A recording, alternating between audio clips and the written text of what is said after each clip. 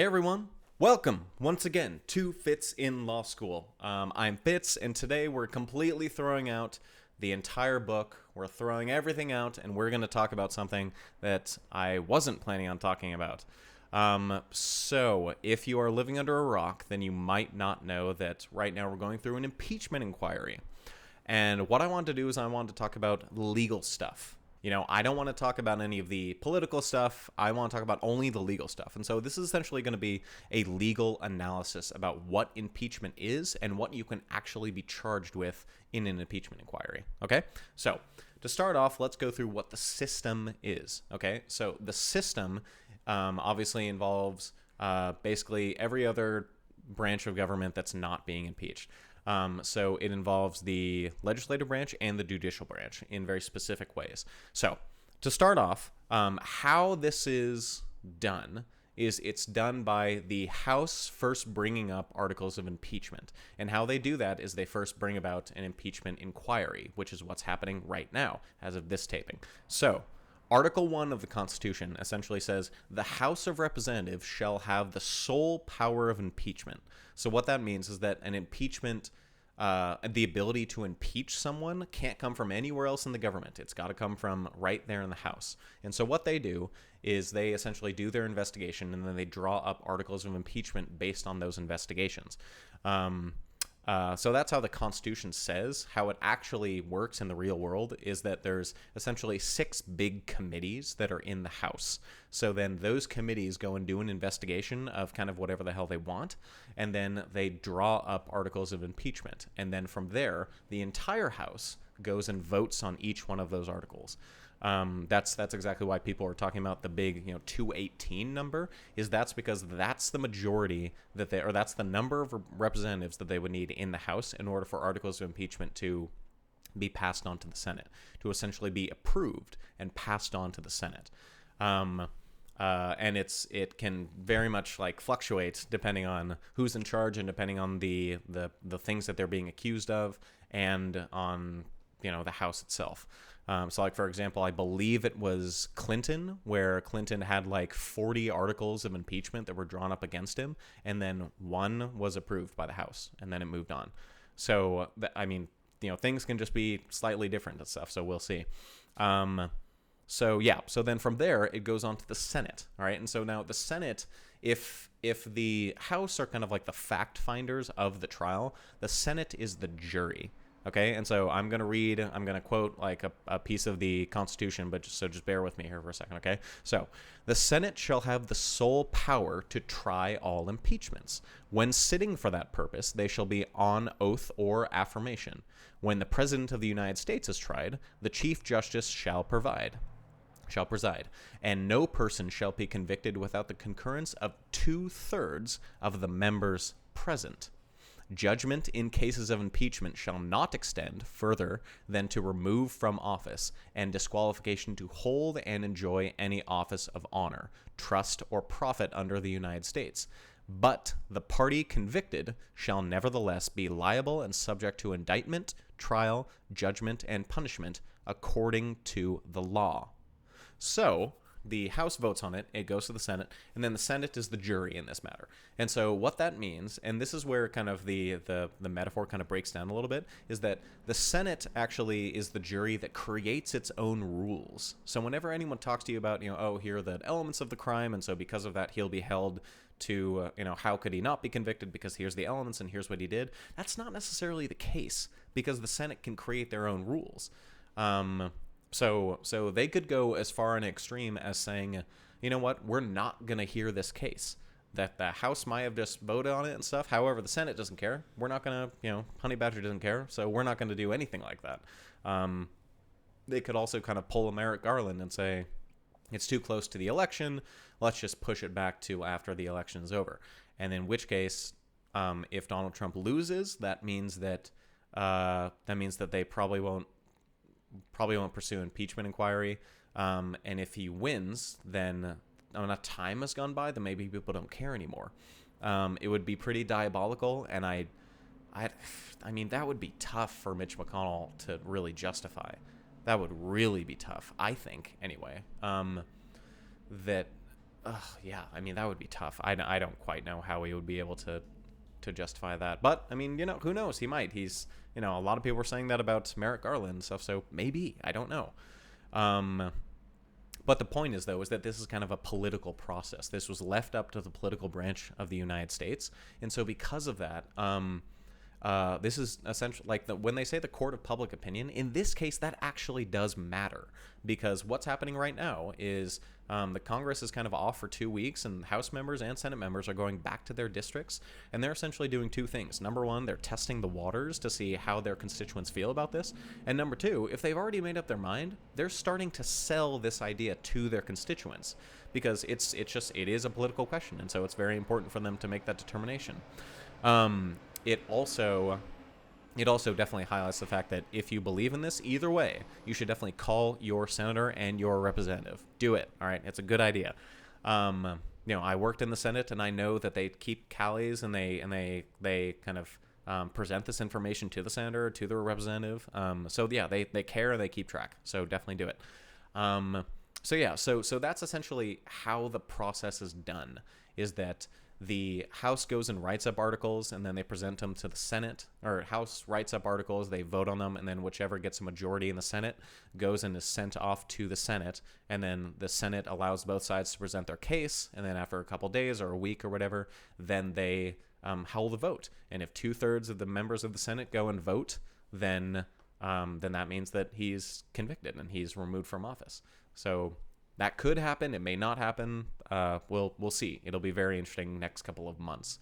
So now let's talk about essentially what you can be charged with in an impeachment. So in an impeachment, there are essentially like three kind of like basic classic ways, and these are actually found in the Constitution.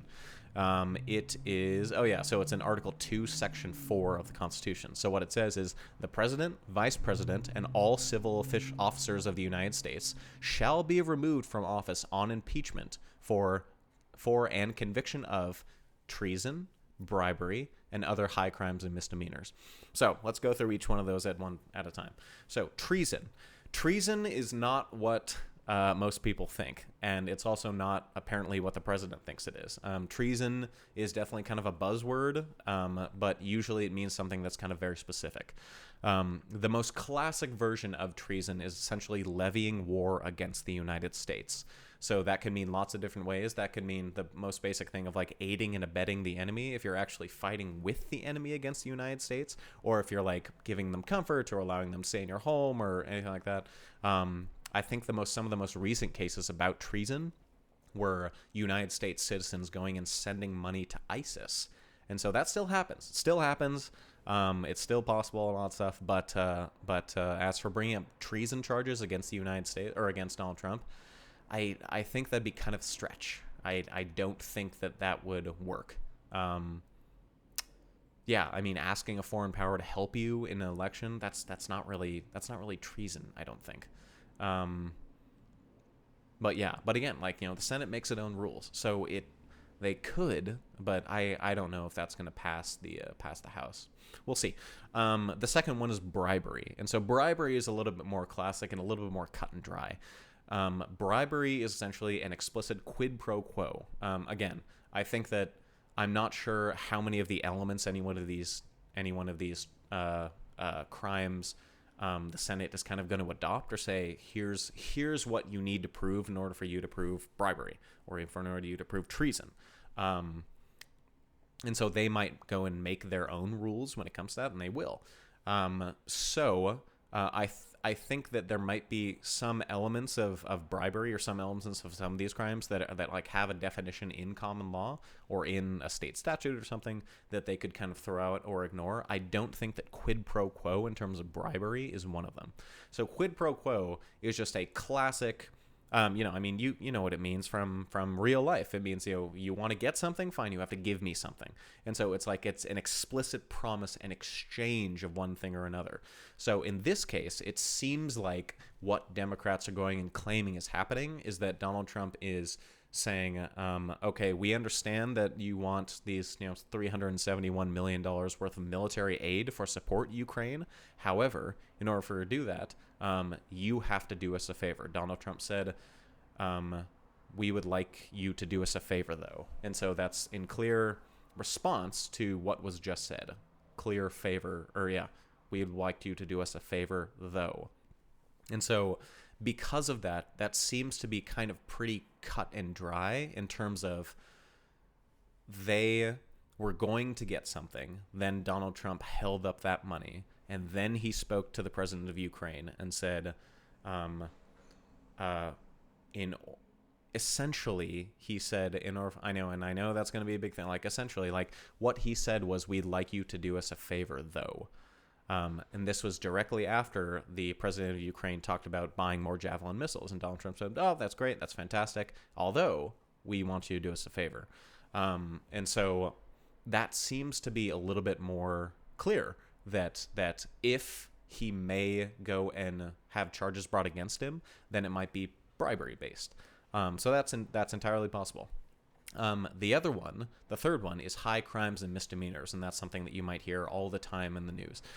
So high crimes and misdemeanors is a term of art that was that's been around for a really, really, really long time. And Blackstone, who was a judge from back in the old days, I mean, he literally wrote the dictionary that a lot of lawyers still use. It's called Blackstone's Law Dictionary.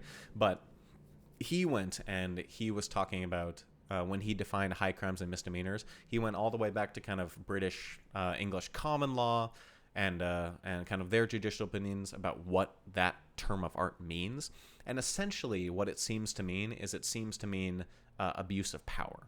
So an abuse of power, like a classic example of abuse of power, is using the office for your own personal gain.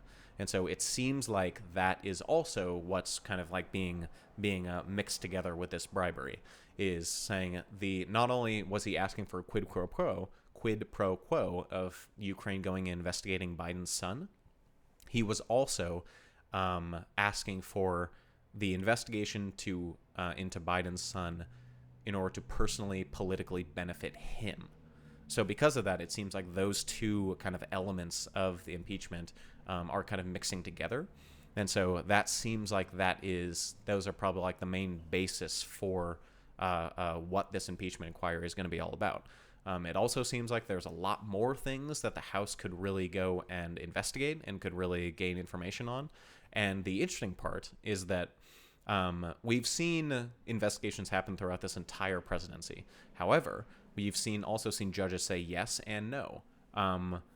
Once the House officially opens an impeachment inquiry, the judges don't really say no anymore. They say yes, all right, kind of anything you want. It's kind of a switch that's flipped, that they start to say like, okay, like this is a very important thing, and we don't want judges to be in the middle of a political situation, and this is by definition a political question. So because of that, judges don't want to be caught in the middle of that. And so, and they're not supposed to be caught in the middle of that. So that's I think that's going to reveal a lot of information. I think that's going to really flesh out some of the other things that Donald Trump may or may not have done. So we'll see, but it'll be a very, very interesting next couple of months. So we'll see. I mean, we'll see. This is pretty exciting in lots of different ways. I mean, we're alive during an impeachment inquiry. That's incredible. There were so many people who kind of maybe thought that this might never happen again. Even with Donald Trump, a lot of people were saying, well, if it wasn't the Mueller report, then it might not ever happen, or if it wasn't this or that, then it might not happen. But so it's pretty amazing to see, and how this is being handled legally by both sides is also fascinating. So it's always generates a lot of really, really interesting conversations in con law, and So I hope that kind of adds a little bit of clarity to what the hell's going on, to the process, and definitely as this kind of goes on, I really am going to try to do the next video that's actually just about law school and about my briefs and about kind of what we're talking about right now. However, I think that when it comes to certain kind of legal developments in the world, I think that this would also be super interesting to talk about on this channel. So I think I'm kind of going to branch out a little bit more, and every once in a while talk about a legal situation that's happening somewhere in the country or in the world, and kind of do a legal analysis about what exactly that means, because I think that'd be super interesting. Okay, well, everyone, have a great week. Have a great day. It's a beautiful day in California. And yeah, all right. I'll see y'all later.